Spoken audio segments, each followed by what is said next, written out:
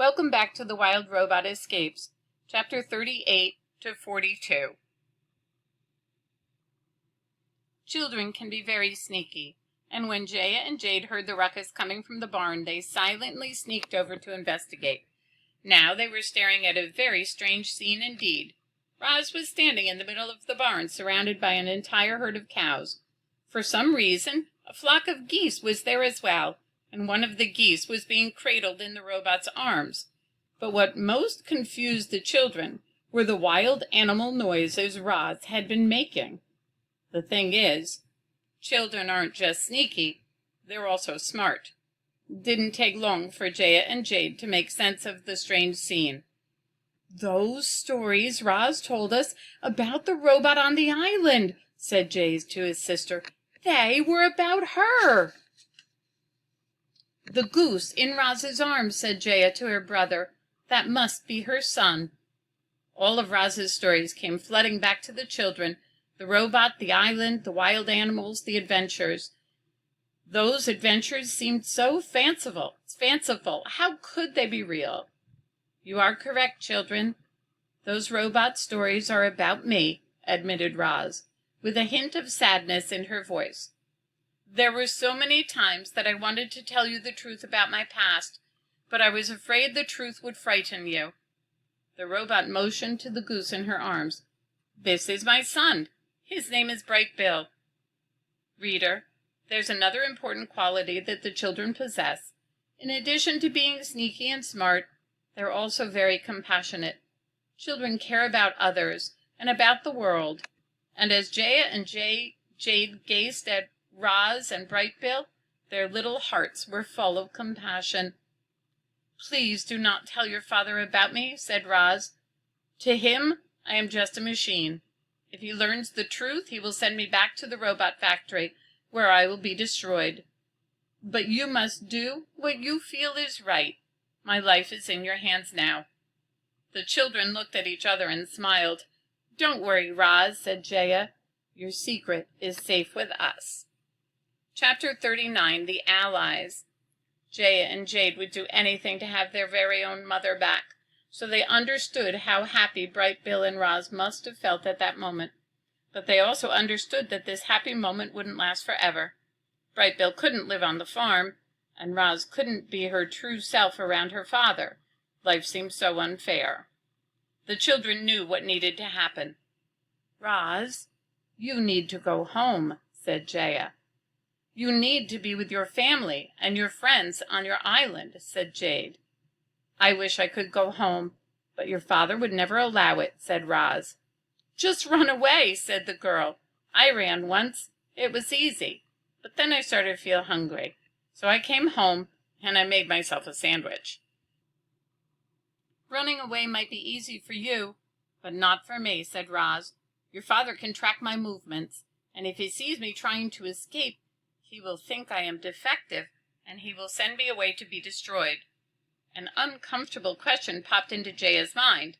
"Roz, don't take me the wrong way," she began, "but is it possible that you are defective?"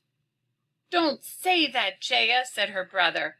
"No, it's okay," said Roz. "I have asked myself that same question. I do not feel defective. I feel different." "Is being different the same as being defective?" "Oh, I don't think so," said Jaya, "or else we're all a little defective." "You saved my life, and now I'm going to save yours," said Jade, with a look of determination in his eyes. "I know you can only access farming information, Roz, so let us handle the research. There has to be a way for you to safely escape, but we'll need time to figure out a plan." The robot exchanged a few animal words with her son, and then she said to the children, "Bright Bill must soon lead his flock back to their wintering grounds. However, he can return here in the spring." The boy nodded slowly. "We should have it all ready by then." The girl looked concerned. "Roz, even if you safely escape the barn, how will you get all the way home to your island?" "Leave that to Bright Bill and me," said the robot. "Together we will find our way home. I have faith in the two of us, and I have faith in the two of you." Chapter 40. The Instincts. The next few days were a blur. Roz rushed through her daily tasks so that she could have more time with the flock. The geese talked about Chit-Chat the squirrel and the beaver family and the other animals on the island. Roz talked about the robot factory and the sheriffs and life on the farm. But the geese were always aware of their instincts, calling them back to the warm wintering grounds. And when they woke one morning to find the countryside dusted with snow, they knew it was time to go. By some miracle, Roz and Brightbill had been reunited, and now they had to say goodbye all over again. The flock stood in the pasture as Roz and the children and the herd looked on. Brightbill fluttered up to his mother's shoulder and wrapped his wings around her face. "I'll return in the spring," said the goose, "and then you and I are going to find our way home." "Please be careful," said the robot. "I do not want to lose you again." "We will keep your son out of trouble," squawked Loud Wing with a smile. The geese waved goodbye to Roz and their new farm friends. Then Brightbill shook his tail feathers, beat his wing, and led his flock into the sky. Chapter 41. The Winter. When Roz lived on the island, winter had seemed like one long, cruel blizzard. On Hilltop Farm, winter wasn't quite so harsh. The temperature fell, but then rose. Storms came and then went. Snow piled up and then melted away. Roz spent the winter preparing the farm for spring. She wanted everything to be perfect for when she left. She tuned up the machines. She made fertilizer from old grass clippings and manure. She planned which crops would be seeded in which fields. She carefully looked over the herd and made sure that each cow was happy and healthy. She made a long list of supplies, and then Mr. Sheriff placed big orders.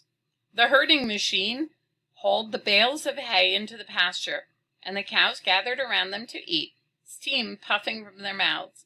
Some of the cows were dried off and wouldn't be milked again until after calving season. Others went into the milking parlor twice a day as usual. Bottles were filled, boxes were loaded, and the milk truck rolled away on its next delivery run. No matter the season, the dairy kept on chugging along. Every day after school, Jaya and Jade ran to their bedrooms and got right to their homework. And when their homework was finished, their secret studies began. They researched the design and construction and maintenance of Rosm Robot, hoping to discover some way for Roz to escape safely. The information wasn't easy to find, but the children were persistent, and after weeks of work, they finally found what they were searching for. Chapter 42. The Plan. Jaya pressed the button on the side of the milking parlor, and the door hummed open. She and her brother stepped inside and wound past the gleaming pipes and tanks over to where Roz was cleaning some equipment. "We found a diagram of your design," said Jaya. "We think we can help you escape." "The problem is your transmitter," said Jade. "That's the device that sends out your electronic signal. If we can remove your transmitter, you'll be able to run away whenever you want without anyone tracking you." "Do you know how to remove it?" asked Roz. "I think so," said the boy nervously. "But we won't know for sure until we open you up and take a look." "We'll have to do it late at night," said Jaya, "when Dad is sleeping." "We just need to find a place where we can work in private," said Jade, rubbing his chin. "How about the old barn?" said Roz. "It's quiet and hidden. I can prepare the barn today so you can operate on me tonight." Everyone agreed, and the plan was set.